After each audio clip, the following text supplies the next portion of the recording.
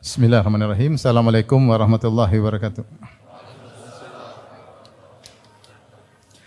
Alhamdulillahi ala ihsani wa syukru lahu ala taufiqihi wa amtinani wa asyhadu an la ilaha illallah wahdahu la syarika lahu ta'ziman li sya'nihi wa asyhadu anna Muhammadan abduhu wa rasuluhu da'ila ridwani. Allahumma salli alaihi wa ala alihi wa ashabihi wa ikhwani.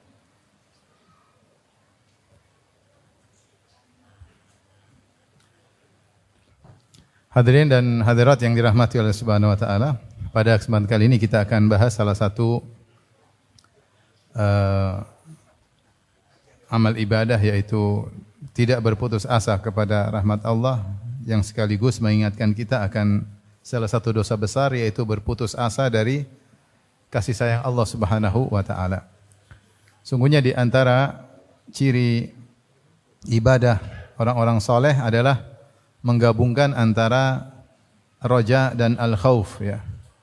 Seperti firman Allah Subhanahu wa taala, ulaikal ladzina yad'una yabtaguna ila rabbihimul wasilah ayyuhum aqrabu wa yarjuna rahmatahu wa yakhafuna adzabah inna adzaba rabbika kana mahdzura.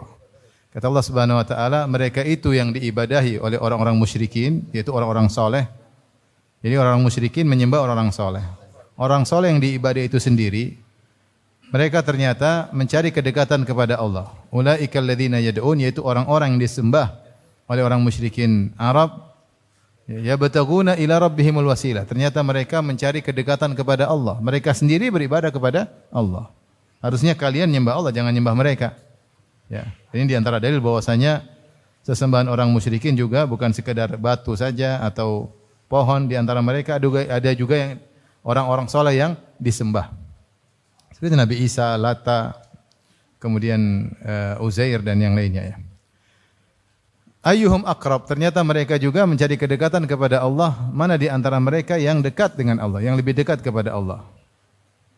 Wa yarjuna rahmatahu wa yakhafuna adzabah, dan mereka berharap rahmat Allah dan mereka takut dengan azab Allah. Inna adzaba rabbika kana mahdzura, bahwasanya memang azab Allah itu patut untuk ditakuti, ya. Di sini Allah sebutkan ciri-ciri orang saleh ketika beribadah menggabungkan antara berharap rahmat Allah dan takut dengan azab Allah.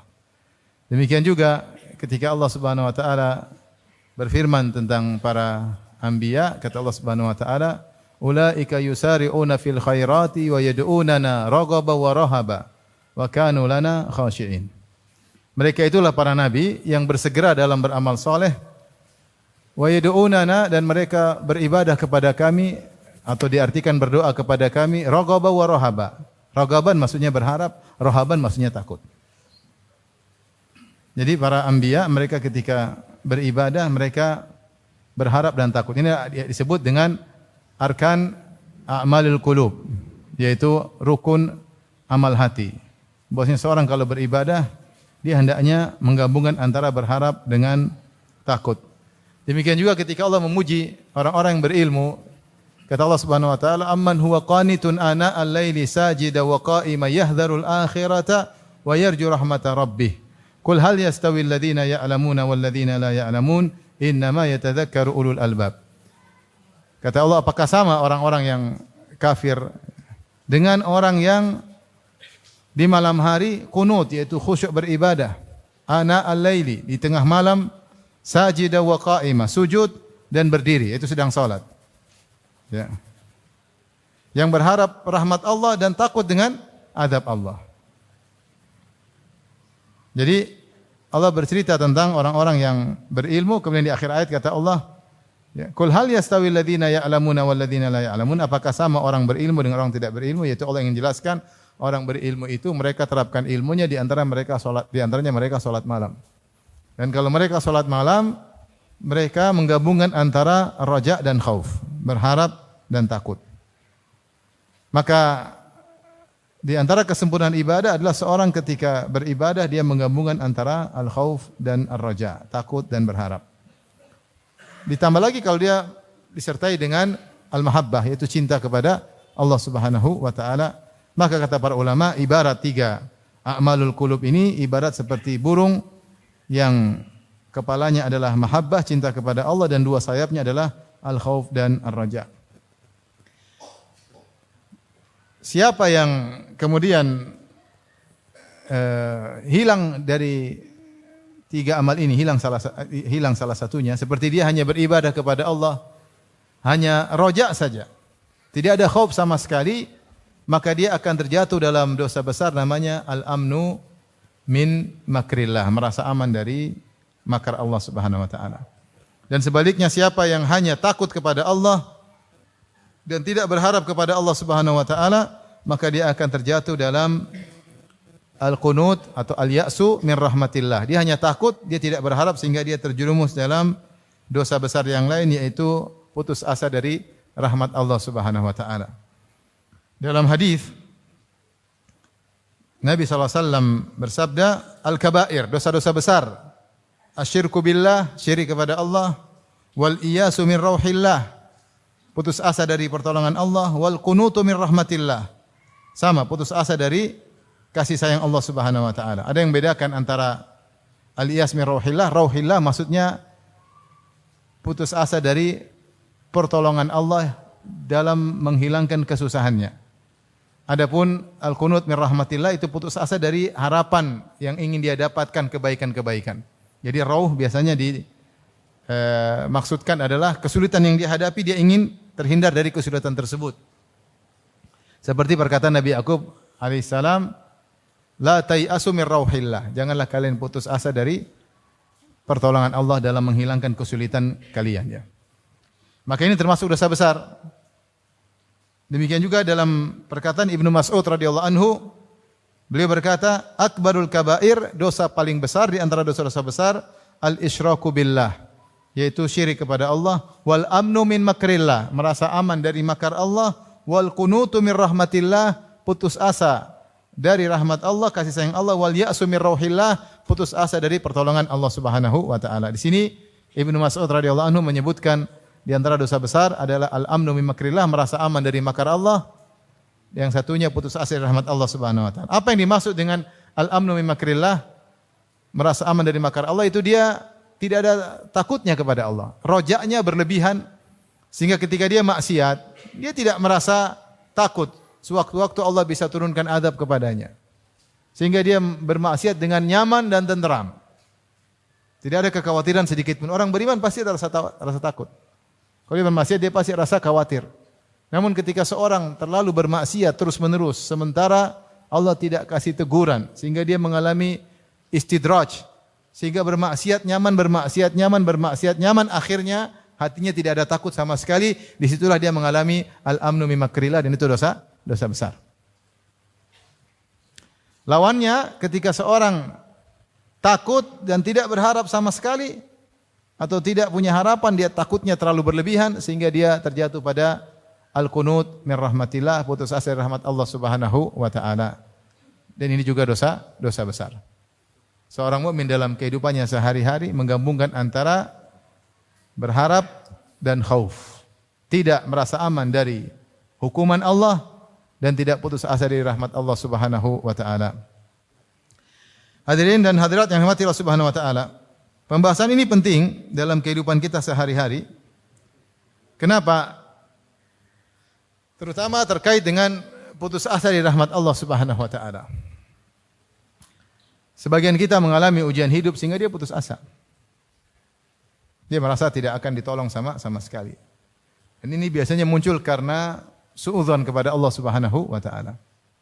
Susah bagi dia untuk husnudzon kepada Allah Subhanahu wa taala. Makanya di antara kisah yang Allah sebutkan dalam Al-Qur'an yang menarik adalah kisah Nabi Ibrahim alaihissalam. Di surat Al-Hijr kata Allah, "Nabbi ibadi anni anal ghafurur rahim wa anna adzabi huwal adzabul alim." Kabarkanlah kepada hamba-hambaku wahai Muhammad. Nabi yaitu kabarkanlah berita penting ini, karena naba maksudnya adalah berita penting. Wahai Muhammad, kata Allah, kabarkanlah kepada hamba-hambaku nabbi ibadi dengan berita penting ini. Apa berita penting tersebut? Anni anal ghafurur rahim. Sungguhnya aku adalah zat yang maha pengampun lagi maha penyayang. Dan ini menimbulkan roja. Tetapi ingat, wa anna adzabi huwal adzabul alim. Bahwasanya azabku adalah azab yang pedih. Dan ini menimbulkan khauf, rasa takut.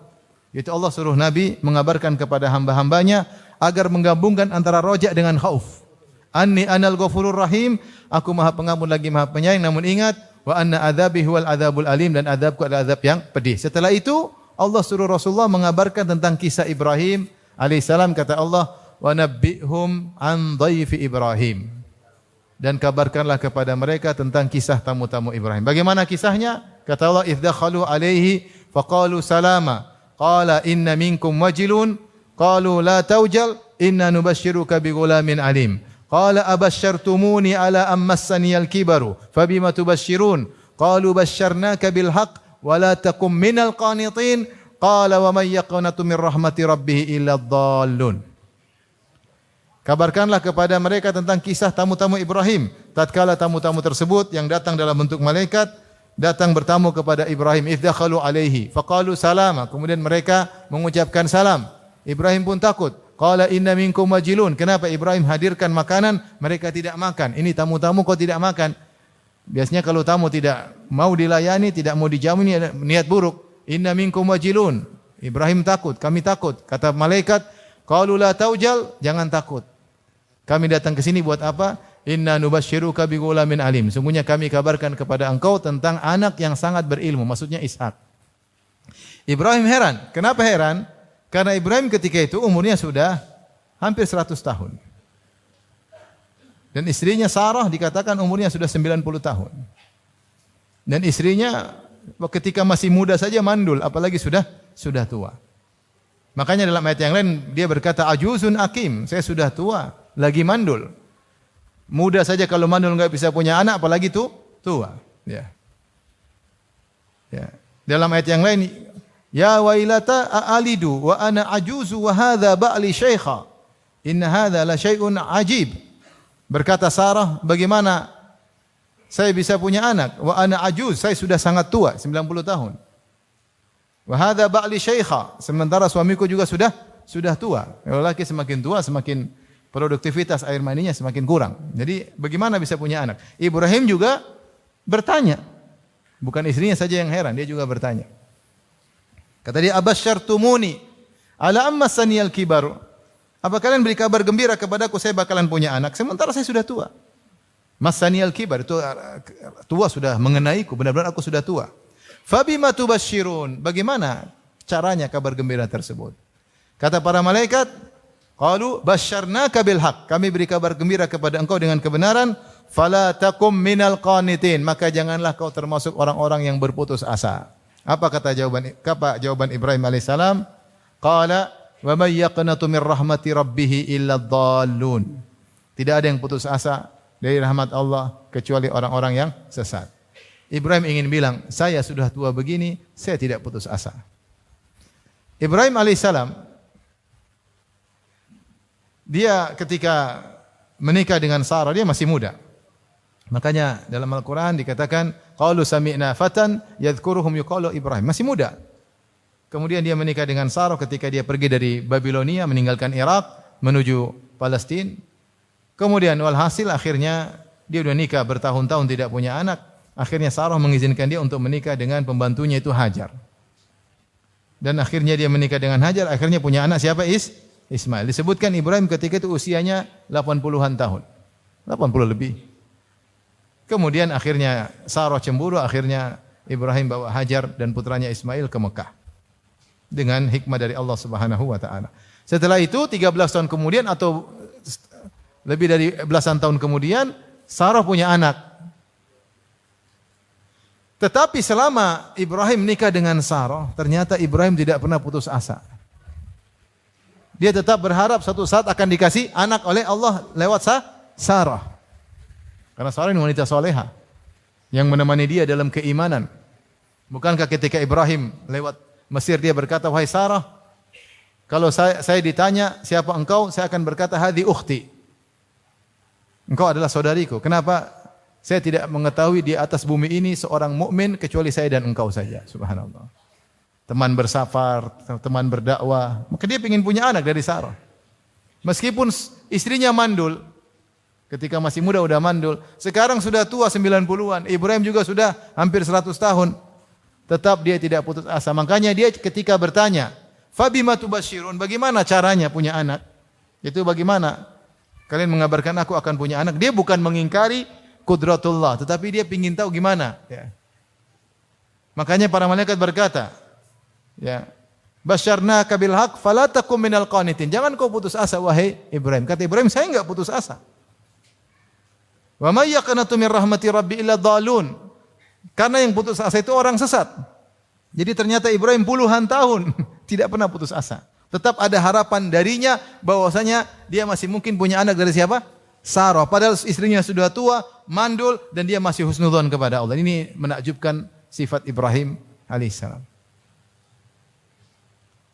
Kita kalau di posisi Ibrahim sudah putus asa dari dulu-dulu. Subhanallah, dia bilang saya tidak pernah putus asa. Yang putus asa itu orang sesat, saya enggak. Saya enggak. Jadi ini menakjubkan bahwasanya, ya, meskipun waktu yang lama, ya, Ibrahim tidak pernah putus asa dari kasih sayang Allah Subhanahu wa taala. Mungkin suatu saat Allah akan kasih anak. Cepat atau lambat, dia senantiasa husnudzon kepada Allah Subhanahu wa taala.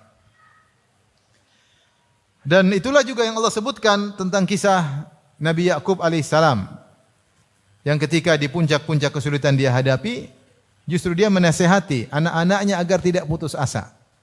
Sebagian Allah sebutkan dalam kisah dalam surat Nabi Yusuf alaihissalam, ketika dikabarkan ternyata Binyamin tertangkap, dituduh mencuri, Yusuf hilang kemana, entah kemana. Kakaknya yang tertua juga tidak mau pulang. Maka dia mengatakan, sabrun jamil, asallahu ayyatiyani bihim jami'a. Semoga Allah mendatangkan mereka bertiga kepadaku.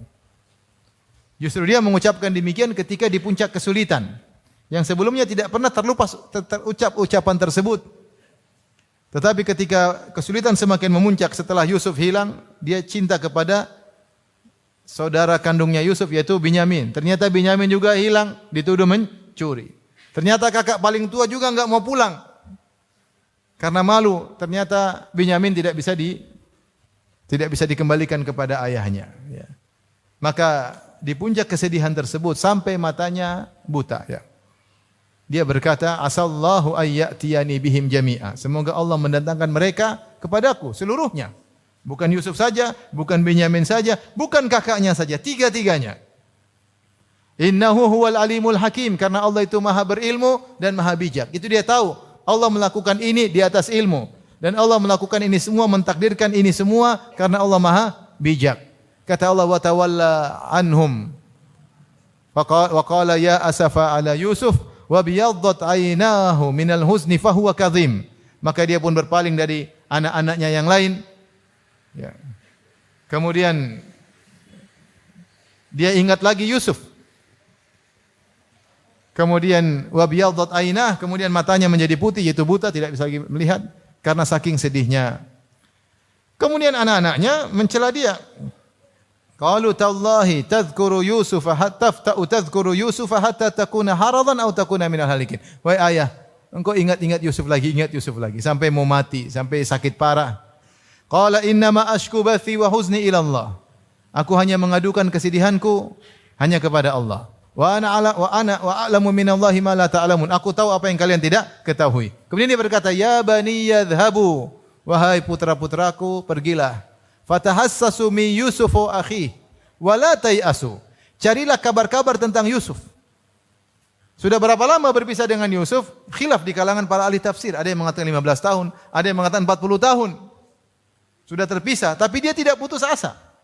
Dia mengatakan, fatahassasu min Yusuf wa akhi, cari kabar tentang Yusuf dan Binyamin. Adapun kakaknya jelas, kakaknya ada cuma enggak mau pulang. Fatahassasu min Yusuf wa akhi wa la tayasu min rauhillah, dan jangan pernah putus asa dari pertolongan Allah. Ini sebenarnya mengatakan rauh artinya pertolongan Allah karena kesempitan yang dihadapi. Innahu la yayasu min rauhillah illa alqaumul kafirun. Sungguhnya tidak ada yang putus asa dari rahmat Allah kecuali orang-orang kafir. Maka ini adalah contoh yang Allah sebutkan dalam Al-Quran, bagaimana seorang dalam kondisi apapun tetap husnudzan kepada Allah Subhanahu wa taala. Dan seorang mukmin hendaknya demikian, tidak suudzon kepada Allah Subhanahu wa taala. Namun saya katakan sulit bagi seorang untuk berhusnudzan kalau dia bergelimang kemaksiatan, sulit. Dan ini dijelaskan oleh Ibnu Qayyim dalam kitabnya Ad-Da' wad Dawa' atau Al-Jawabul Kafi. Semakin seorang bermaksiat, hatinya semakin hitam, dia susah untuk husnudzon, dia senantiasa bersuudzon. Dan semakin sulit ketika dia akan meninggal dunia. Makanya Rasulullah SAW bersabda, la yamutanna ahadukum illa wa huwa yuhsinu dhanna billahi azza wa jalla. Janganlah salah seorang dari kalian meninggal dunia kecuali dia berbaik sangka kepada Allah. Namun tidak mudah, tidak semudah yang dibayangkan. Kalau dia senantiasa bermaksiat, agak sulit dia husnudzan. Seringnya suudzan. Makanya orang yang biasanya putus asa, bisa jadi hubungannya dengan Allah kurang baik. Sehingga dia suudzan. Kayaknya tidak bakalan ditolong oleh Allah Subhanahu wa taala. Kayaknya beginilah nasib saya sampai selesai. Tidak ada harapan kepada Allah Subhanahu wa taala. Tapi orang beriman dia pasti punya harapan. Pasti ada hikmahnya. Pasti ada pertolongan cepat atau lambat. Allah yang lebih tahu kapan Allah kasih pertolongan. Bagaimana Yakub alaihissalam 40 tahun tetap husnudzan kepada Allah. Bagaimana Ibrahim 60 tahun mungkin 70 tahun tetap berhusnudzan bakalan punya anak dari Sarah. Wa ana inda dhanni abdi, kata Allah Subhanahu wa taala, ana inda dhanni abdi bi, aku berdasarkan persangkaan hambaku kepadaku. Falyadhunna bi abdi ma syaa. Hendaknya hambaku berprasangka kepadaku dengan yang dia sukai. In dhanna khairan falahu, kalau dia berprasangka baik bagi dia kebaikan, wa in dhanna syarran falahu, kalau dia berprasangka buruk baginya keburukan. Maka nasihat untuk saya pribadi dan hadirin hadirat, jangan putus asa. Jangan berburuk sangka kepada Allah, berbaik sangka aja. Ada orang anaknya nakal, dia putus asa, kayaknya enggak bisa baik lagi nih. Jangan putus asa. Taruhlah nanti dia meninggal dalam kondisi bejat, tetapi kau berbaik sangka, berharap kebaikan, itu ibadah. Engkau mengharapkan rahmat Allah, meskipun tidak terkabulkan tetap adalah ibadah. Tetapi kalau kau putus asa, ternyata anakmu baik, kau sudah berdosa. Karena kau sejak awal putus asa. Masalah hasil urus serahkan kepada Allah, lebih tahu. Tetapi kita husnudzan. Apa susahnya bagi Allah memberi hidayah kepada anak saya? Apa susahnya? Tidak ada susahnya. Tetap aja berbaik sangka. Mungkin belum saatnya. Allah pilih saat yang tepat agar diperbaiki oleh Allah Subhanahu wa taala. Ya. Makanya Nabi Yakub mengatakan innahu huwal alimul hakim. Ketika dia sedih luar biasa, ketika dia menangis sampai matanya buta, dia mengatakan innahu huwal alimul hakim. Sungguhnya Allah Maha berilmu dan Maha bijak. Dan ternyata Allah Subhanahu wa taala memang mempertemukannya setelah Nabi Yusuf menjadi bangsawan. Kalau hilang siang hari, sore sudah balik, Yusuf enggak jadi apa-apa. Jadi apa? Enggak jadi, cuma pulang ke rumah bapaknya, selesai, paham? Tapi ternyata hilang 40 tahun tadi ada hikmahnya. Akan dijadikan bangsawan oleh siapa? Allah Subhanahu wa taala. Ibrahim alaihissalam ingin punya anak dari Sarah. Allah tidak kasih. Kalau kasih langsung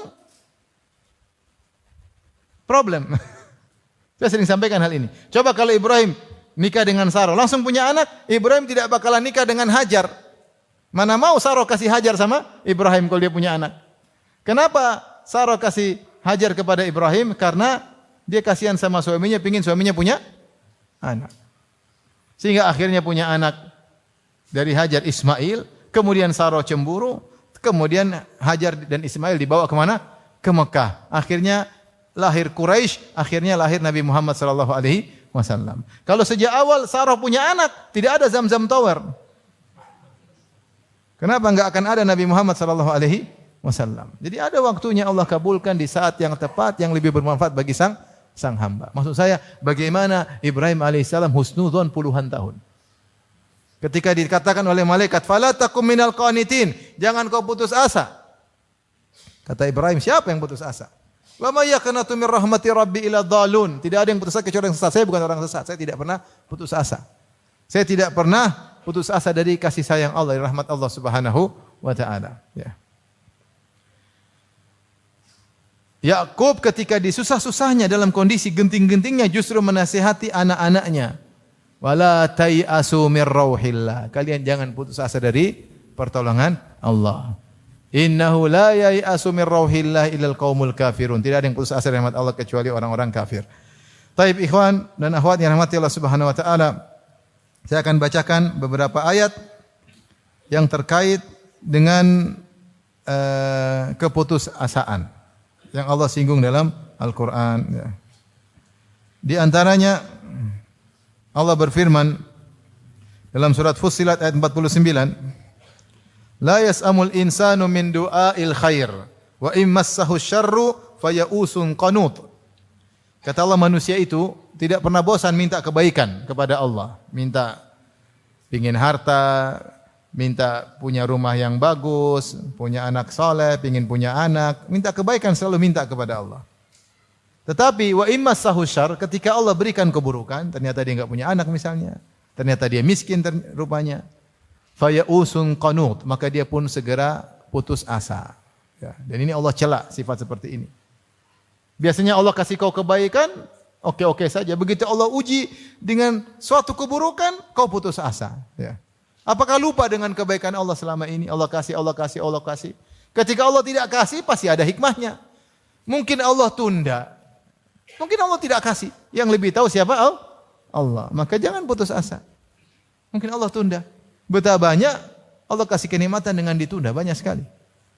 Contohnya Nabi Yakub, contohnya Nabi Ibrahim alaihi wassalam. Maka Allah mencela sifat seperti ini. Kalau minta kebaikan tidak pernah bosan, begitu dikasih keburukan langsung fayausun qanut. Ya'as dan kunut. Ada yang mengatakan ya'as adalah bidayatul kunut. Kunut adalah puncak daripada ya'as. Ya'as itu mulai putus asa, kunut benar-benar putus asa. Ada yang mengatakan makna dari ya'su min rahmatillah an yastab'id rahmatallah wa yastab'id husulal matlub. Dia merasa rahmat Allah susah, dia merasa permintaan dia tidak bakalan dikabulkan. Ini namanya putus asa. Kayaknya enggak bisa, kayaknya itu sudah putus asa, tapi awal dari putus asa. Kalau putus asa yang parah, yang kata para ulama sampai derajat kafir, itu tidak ada harapan sama sekali, tidak ada rojak sama Allah sama sekali. Maka sampai derajat ini maka seorang menjadi kafir. Tapi selama dia masih ada harapan, cuma dia kayaknya susah, itu dia sudah berdosa. Enggak boleh harusnya demikian, enggak boleh begitu. Harusnya ya mudah lah, Allah mudah ya, kalau terserah Allah lah, tapi mudah bagi Allah. Dia tetap husnudzon kepada Allah Subhanahu wa taala. Tapi kalau dia tidak punya harapan sama Allah sama sekali, maka ini kata para ulama sampai derajat kafir karena dia mendustakan ayat-ayat Allah yang menunjukkan Allah Maha Kuasa, Allah Maha Penyayang, Allah berhak untuk ahlul raja diminta ya, namun dia suudzon kepada Allah Subhanahu wa taala. Ayat berikutnya Allah berfirman dalam surat Ar-Rum ayat 36. Wa idza adzaqana an-nasa rahmatan farihu biha. Jika manusia kami berikan rahmat, diberikan kebaikan, farihu biha. Senang, kadang sombong dan bangga. Wa in tusibum sayyi'atum bima qaddamat aydihim. Dan kalau mereka ditimpa dengan keburukan akibat ulah perbuatan mereka, itu akibat dosa. Idahum yaqnatun. Tiba-tiba mereka putus asa. Ini Allah mencela sifat sebagian orang seperti itu. Dikasih kekayaan, sombong angkuh, ketika dicabut kebaikan, diberikan kesulitan, putus asa. Putus asa. Taib. Ikhwan dan akhwat yang dirahmati Allah Subhanahu wa taala, putus asa kalau kita lihat dalil-dalil yang datang terkait dalam dua kondisi. Pertama, putus asa dari pertolongan Allah Subhanahu wa taala, yaitu apa yang dia minta seakan-akan tidak bakalan dikabulkan. Yang kedua, kesulitan yang dihadapi seakan-akan tidak akan ada solusi. Ini putus asa pertama, dan ini juga dilarang.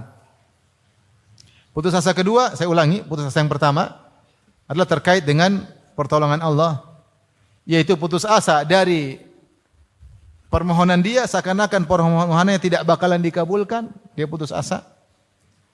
Atau kesulitan yang dia hadapi seakan-akan tidak akan pernah ada solusinya, dia putus asa. Ini tercela. Putus asa yang kedua adalah terkait dengan taubat dari dosa yang dia lakukan. Yaitu dia merasa bahwasanya taubatnya tidak akan diterima. Percuma dia bertobat, tidak akan diterima. Karena terlalu parah dosa-dosanya. Maka ketika dia putus asa seperti ini, dia terjerumus dalam dosa besar. Ini dua model putus asa yang mungkin menimpa seorang hamba. Model yang pertama, putus asa bahwasanya permintaan kita tidak bakalan dikabulkan. Ini kadang menimpa kita atau menimpa sebagian kita.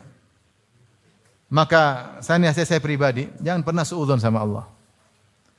Apapun yang kita minta aja. Dan tetap husnudzon kepada Allah. Tidak ada susahnya bagi Allah mengabulkan permintaan kita. Dan kita bilang, kalau Allah tidak kabulkan dunia, Allah akan kabulkan di akhirat. Allah akan kabulkan, pasti Allah kabulkan. Datang dalam hadis, siapa yang berdoa dengan suatu doa, laisa fihi itsmun wala qati'ah, selama doanya tidak terkait dengan dosa dan tidak memutuskan silaturahmi. Yaitu misalnya dia berdoa, ya Allah, jauhkan aku dengan kakakku. Itu namanya doa untuk memutuskan silaturahmi. Ya Allah, semoga anakku cepat mati. Ini namanya dosa memutuskan apa? Silaturahmi. Atau doa terkait dosa, ya Allah, mudahkan aku untuk maksiat misalnya. Mudahkan aku untuk minum khamar. Ini doa minta dosa. Selama doanya tidak terkait dengan qati'atur rahim dan dosa, maka akan Allah kabulkan dengan salah satu dari 3 model pengkabulan. Yang pertama, dikabulkan di dunia, cepat atau lambat. Bisa cepat, bisa lambat. Bisa tertunda sampai puluhan tahun. Bisa atau tidak?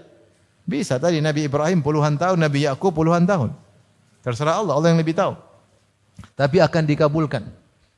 Kalau tidak dikabulkan di dunia, akan dikabulkan di akhirat. Dan dikabulkan di akhirat lebih afdal. Karena diganti dengan kenikmatan surga.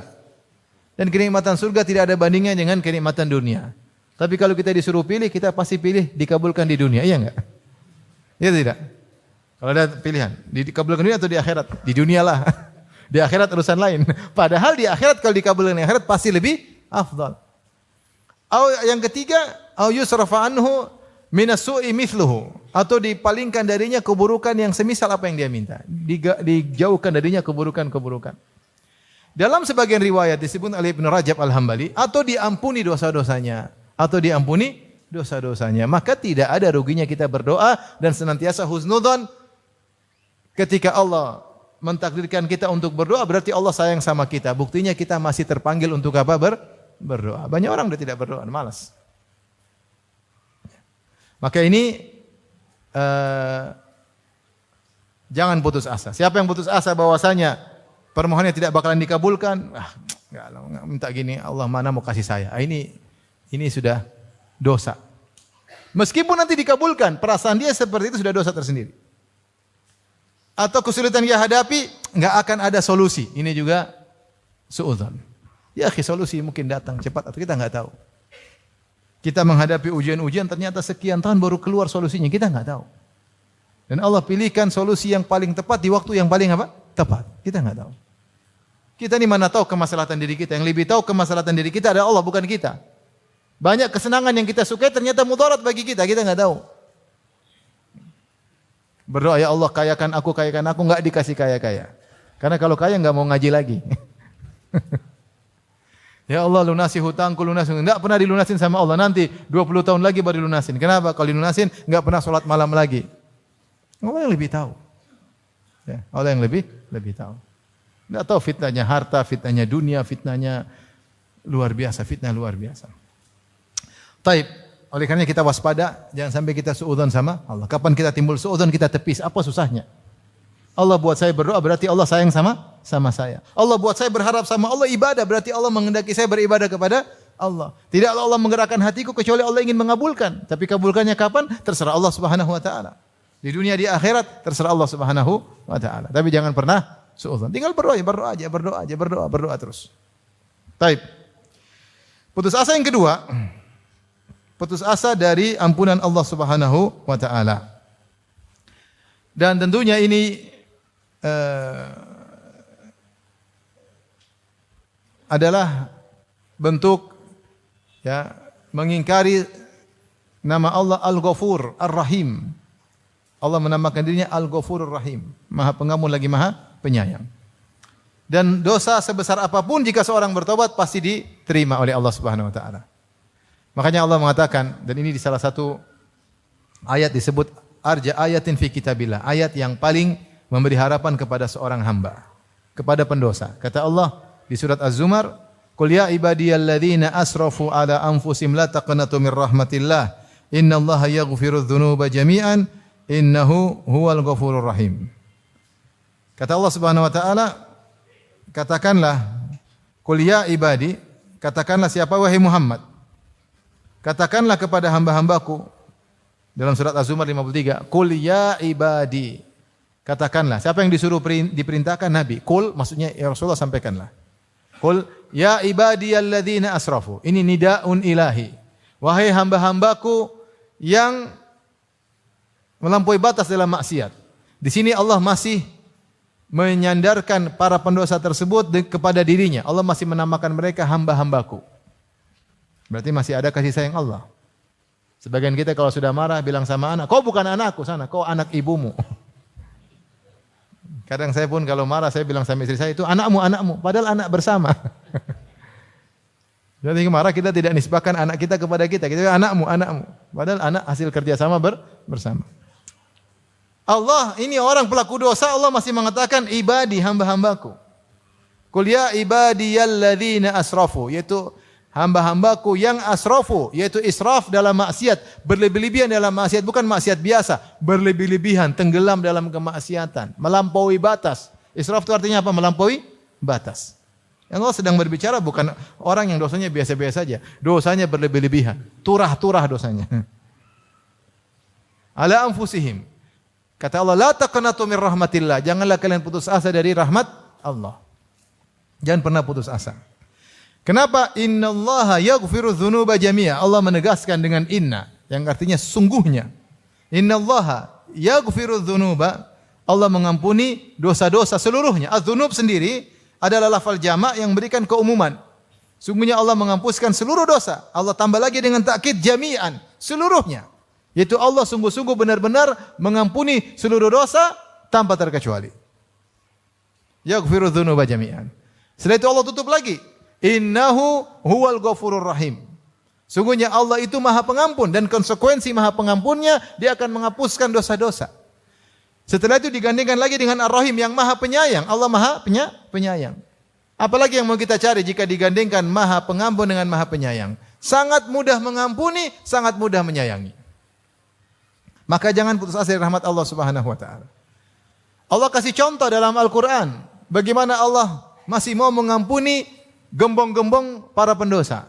Fir'aun, siapa yang lebih jahat dari Fir'aun? Enggak ada yang mengalahkan kejahatan Fir'aun. Sombongnya luar biasa. Ya. Wa Fir'aun dzil autad, di antara tafsiran Fir'aun dzil autad yaitu Fir'aun pemilik tali, yaitu Fir'aun kalau nyiksa orang dia tarik tali, kanan kiri kaki kiri ditarik sampai lepas. Nyiksa.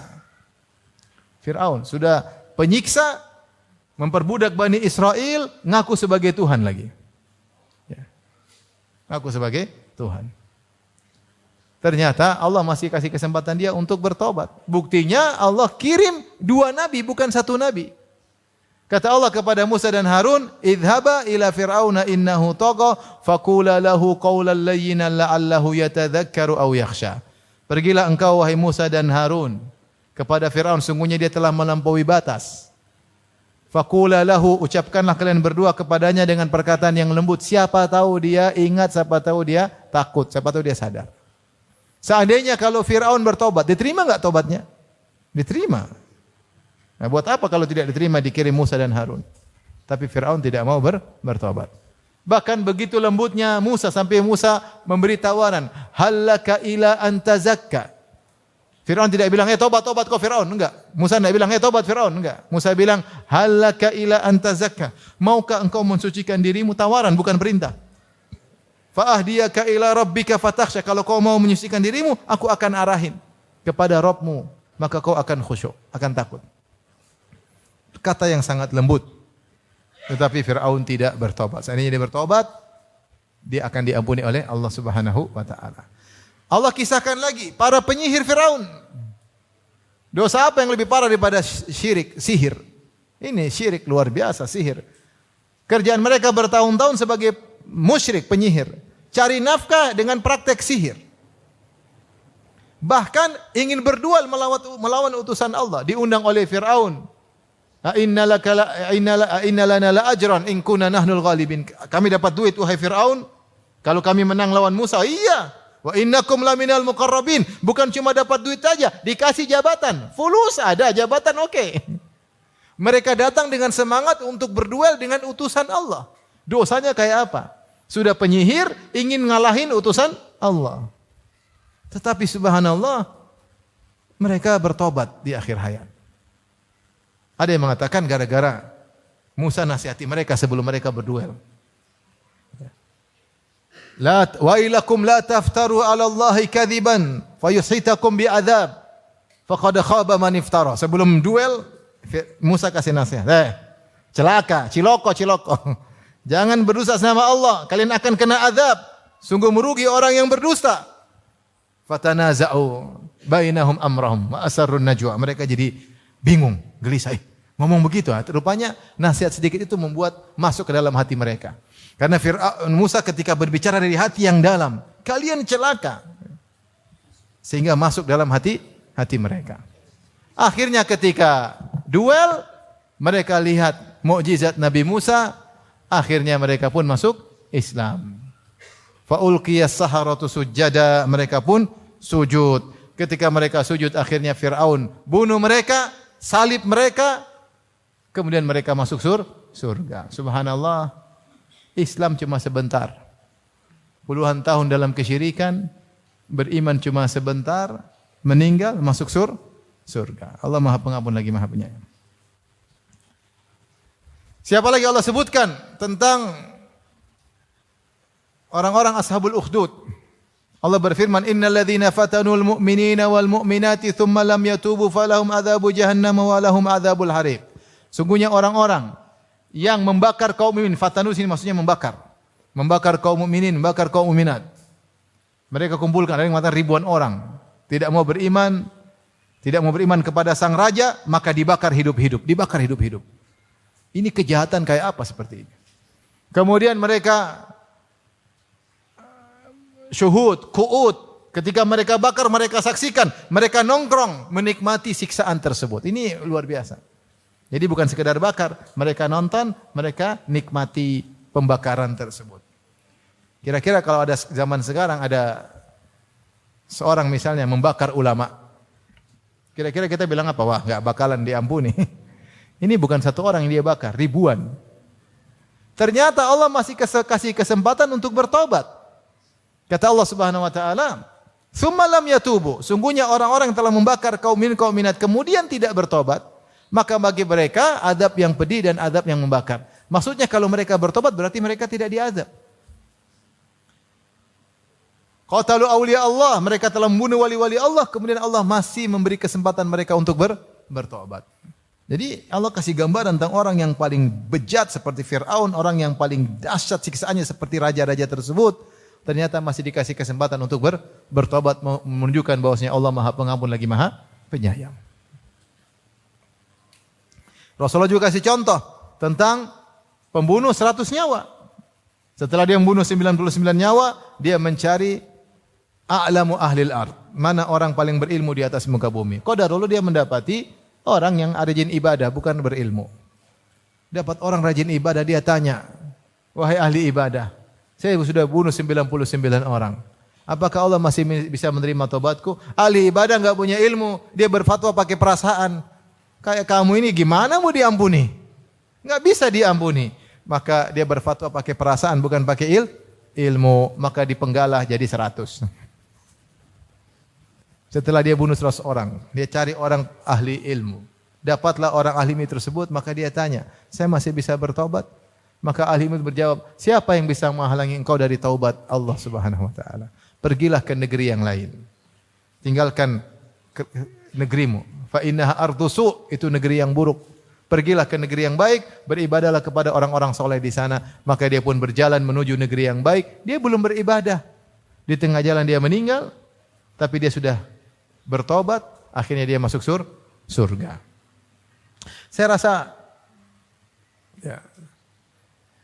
tidak ada di antara kita yang maksiatnya lebih daripada orang-orang ini.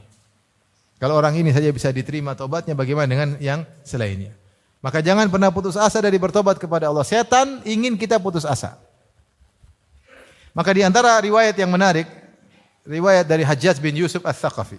Hajjaj bin Yusuf Ats-Tsaqafi terkenal kejam, membunuh. Dia bunuh Abdullah bin Zubair, dia bunuh Sa'id bin Jubair, dia bunuh sahabat, dia bunuh tabi'in. Kejam.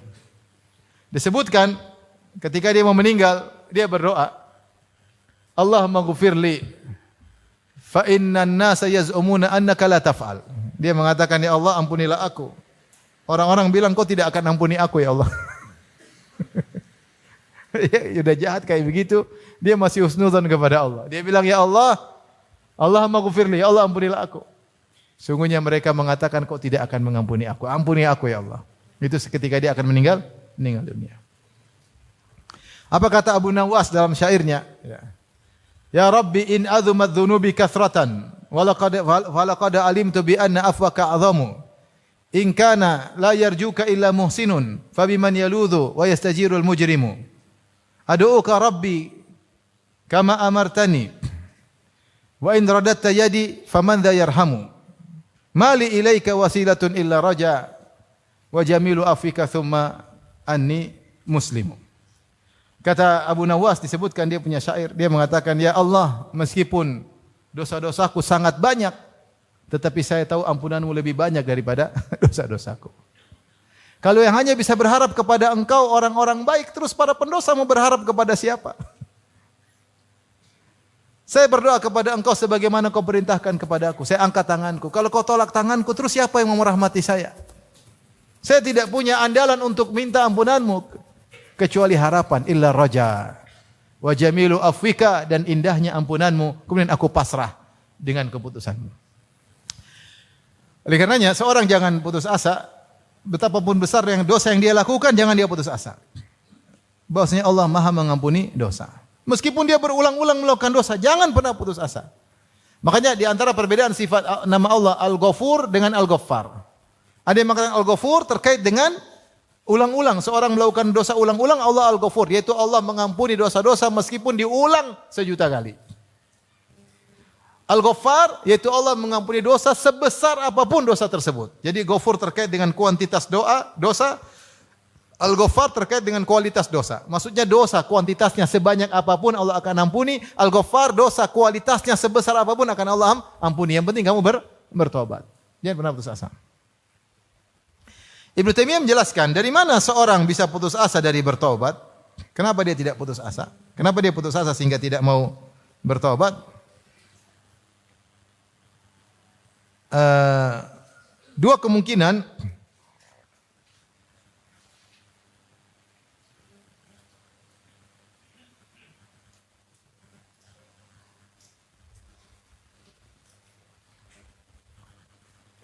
Dia berkata, wal qunutu yakunu bi an la ya'taqida anna Allah la yaghfiru lahu.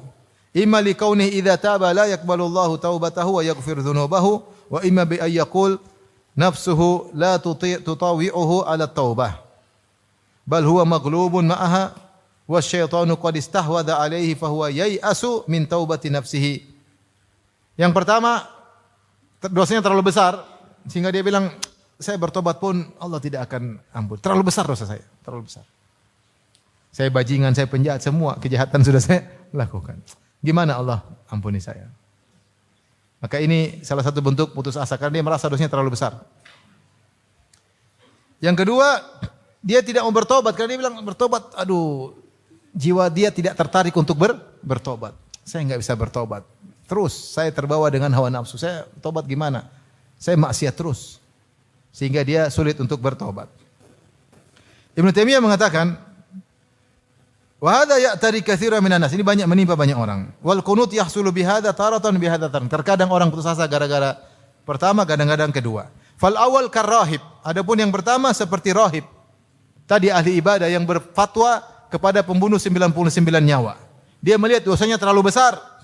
Orang seperti kamu enggak bakalan diampuni, ngapain bertobat? Sehingga dia akhirnya putus asa, mengajari orang untuk putus asa.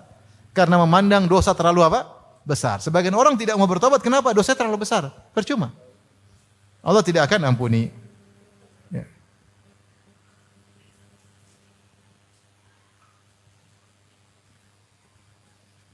Yang kedua tadi, ya, seperti orang yang ingin bertobat, tapi dia bilang, waduh, berat. Jiwa saya sulit untuk bertobat. Kenapa? Syarat tobat susah. Harus meninggalkan, saya nggak bakalan meninggalkan. Menyesal, kayaknya saya tidak menyesal, saya masih pingin lagi. Bertekad tidak mengulangi, saya masih pingin lagi. Sehingga dia tidak jadi tobat. Syaratnya tidak bisa saya penuhi. Syarat tobat terlalu berat. Nanti aja. Kalau saya laku tobat sekarang, nggak bakalan diampuni. Kenapa syaratnya tidak terpenuhi? Akhirnya dia tidak bertobat, putus asa, akhirnya meninggal dunia. Itu yang setan ingin. Seorang terkadang terjatuh yang pertama, terkadang jatuh yang kedua. Makanya di antara zikir yang kita berzikir sekaligus berdoa, kita berdoa, Rabbi ghufirli wa tub alayya innaka antat tawwabur rahim. Ya Allah, ampunilah aku wa tub alayya. Apa maknanya tub alayya? Maknanya, ya Allah, kalau aku bertobat terimalah tobatku, kalau aku belum bertobat ilhamkanlah aku untuk bertaubat. Wa tub alayya bisa dua makna. Wa tub alayya. Kadang kita susah untuk bertobat karena masih hobi dengan maksiat tersebut. Riba mau keluar, aduh masih butuh, gimana nanti ajalah. Cara tobat meninggalkan, gimana sih mau meninggalkan? Nyaman ya di riba. Gaji banyak, bisa punya ini, bisa punya anu. Tidak mau tobat. Maka berdoa, Rabbi ghufirli wa tub alayya innaka anta tawwabur rahim. Maka putus asa bisa datang dari salah satu dari dua model ini. Nah, orang yang seperti ini maka dia tinggal ingat baca bagaimana kisah Fir'aun Allah tawarkan tobat, bagaimana penyihir Fir'aun Allah tawarkan tobat, bagaimana para penyiksa pembakar orang-orang beriman, Ashabul Ukhdud Allah masih tawarkan tobat kepada mereka. Taib, di antara bentuk-bentuk al-qunut min rahmatillah selain yang kita sebutkan tadi, ya.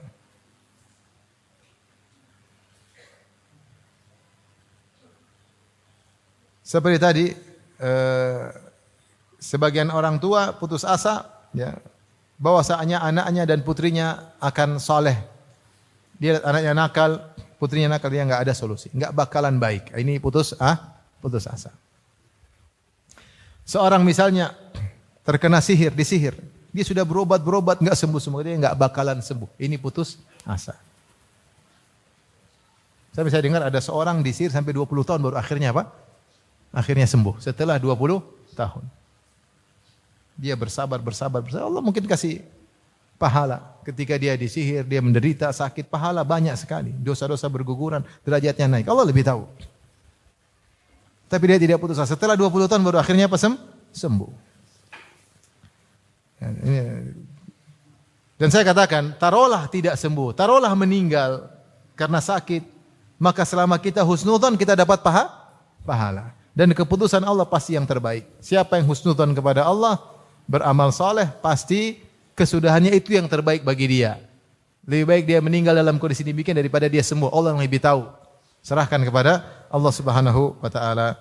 Terakhir yang disampaikan ikhwan dan akhwat yang dirahmati Allah Subhanahu wa taala, agar kita berharap selalu kepada Allah, ketahuilah bahwasanya Tuhan kita Allah Subhanahu wa taala lebih sayang kepada hamba-hambanya daripada seorang ibu kepada anaknya sendiri. Kata Nabi sallallahu alaihi wasallam, "Allahu arhamu bi ibadihi min hadhihi bi waladiha." Allah lebih sayang kepada hamba-hambanya daripada seorang ibu kepada anaknya. Hadis ini Rasulullah sebutkan ketika Rasulullah melihat ada seorang ibu yang kehilangan anaknya, kemudian dia cari-cari, akhirnya dia dapat anaknya tersebut dalam peperangan. Dia kehilangan anaknya, dia cari-cari, akhirnya dia dapat, langsung dia susui anaknya tersebut. Dan ini adalah bentuk kasih sayang yang paling tinggi di kalangan manusia. Kasih sayang paling tinggi seorang ibu kepada anak. Terutama ketika dia baru kehilangan apa? Anaknya. Dan dia cari-cari dengan penuh kesedihan. Ketika dia dapat, maka kecintaannya di puncak-puncaknya. Maka Rasulullah berkata kepada para sahabat, "Atarawna anna hadhihi taridatan waladaha finnar?" Menurut kalian apakah ibu ini akan melemparkan anak-anaknya ke api? Kata para sahabat, bagaimana? Ya, dia tidak akan melemparkannya, sementara dia mampu untuk tidak melemparkannya, menyelamatkannya. Maka Rasulullah berkata, "Lallahu arhamu bi ibadihi min hadhi bi waladiha." Allah lebih sayang kepada hambanya daripada seorang ibu kepada anaknya. Dan ini benar. Maka jangan pernah suudzon. Sadaqah Rasulullah SAW benar. Kenapa? Ibu kenapa sayang sama anaknya? Karena anak itu pernah dalam perutnya. Pernah mengambil makanan dari perutnya. Anak itu pernah dia susui. Anak itu pernah keluar. Dan dia bertarung dengan kematian ketika melahirkan anak tersebut. Tetapi Allah lebih sayang. Kenapa? Sang kreator, pembuat anak itu siapa? Allah. Ibu cuma tempat numpang. Yang bikin anak itu sebenarnya siapa sih? Allah. Dan sangat mungkin sang kreator menyayangi hasil apa? Kreasinya. Hasil ciptaannya. Tergantung kita bagaimana berprasangka baik kepada Allah Subhanahu wa taala. Alladzi khalaqaka fasawwaka fa'adalak. Fi ayyi suratin ma syaa rakkabak. Dia yang telah menciptakan engkau dan menyempurnakan bentukmu dan seimbangkan bentukmu. Fi ayyi surati ma syaa rakkabak, dan dia menyusunmu dengan bentuk yang dia sukai. Allah al-Musawwir yang beri bentuk, Allah Khaliq yang mencipta. Kita ini semua ciptaan Allah dan Allah lebih sayang kepada ciptaannya daripada seorang ibu kepada anaknya yang pernah numpang di perutnya. Kita dapati betapa banyak ibu yang tidak memaafkan anaknya, banyak tidak? Banyak. Anaknya marah, diusir anaknya, jengkel sama, dendam sama anaknya. Allah kita maksiat berulang-ulang. Kalau kita kembali Allah akan terima.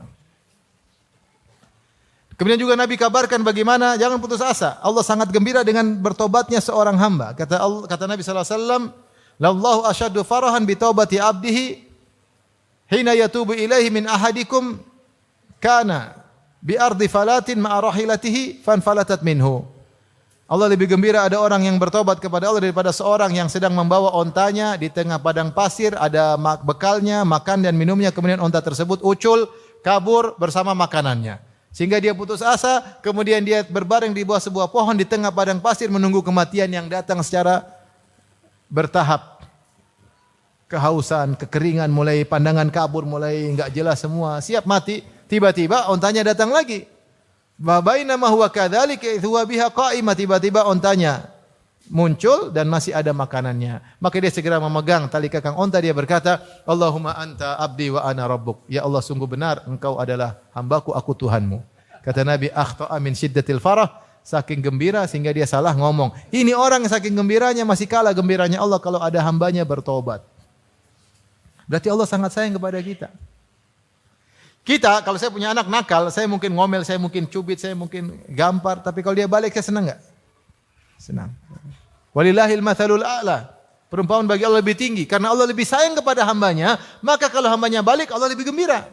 Sederhananya demikian. Semakin kita sayang, kalau dia kembali sadar, semakin gembira enggak?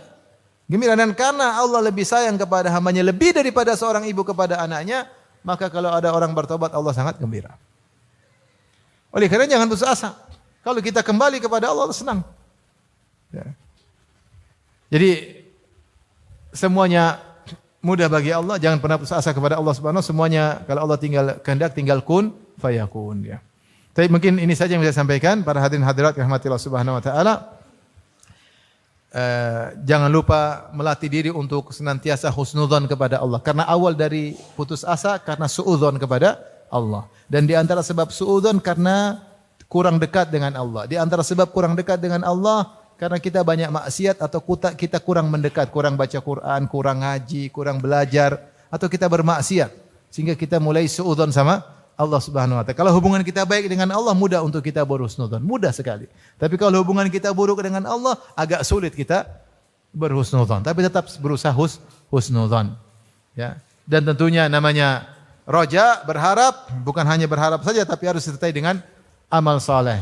Innal ladzina amanu wal ladzina hajaru wa jahadu fi sabilillah ulaika yarjuna rahmatallah. Sungguhnya orang beriman dan beriman kemudian berhijrah dan berjihad, mereka itulah orang-orang yang berharap dengan rahmat Allah. Namanya roja bukan sekedar hati aja tapi harus ada usaha dengan berusaha mendekat kepada Allah Subhanahu wa taala. Baik, demikian saja kajian kita. Mohon maaf segala kekurangan.